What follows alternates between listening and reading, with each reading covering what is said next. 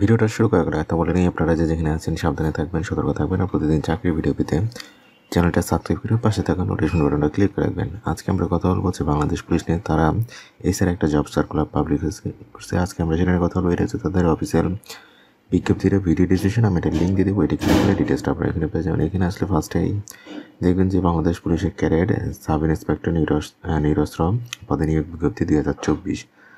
Online আবেদনের সময়সীমা হচ্ছে 2 ফেব্রুয়ারি থেকে 22 ফেব্রুয়ারির মধ্যে আর কি। আজকে হচ্ছে 3 তারিখ, এটা অলরেডি গতকালকে থেকে শুরু হয়েছে। এটা লাস্ট ডেট থাকবে হচ্ছে আপনার 22 ফেব্রুয়ারি পর্যন্ত। এই টাইম লিমিটটা অবশ্যই খেয়াল রাখবেন।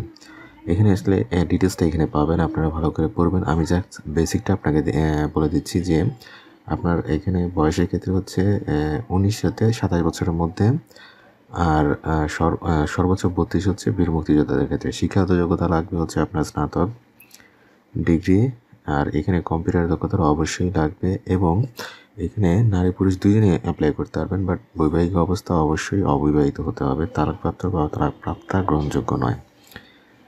মোটামুটি বেসিক যে জিনিস আপনাদের বলে দিলাম, এবং এটা অ্যাপ্লাই করবেন হচ্ছে এই যে অ্যাড্রেসটা দেখছেন police.teletalk.com.bd, এইখানে গিয়ে আপনাকে এটাকে অ্যাপ্লাই করতে হবে।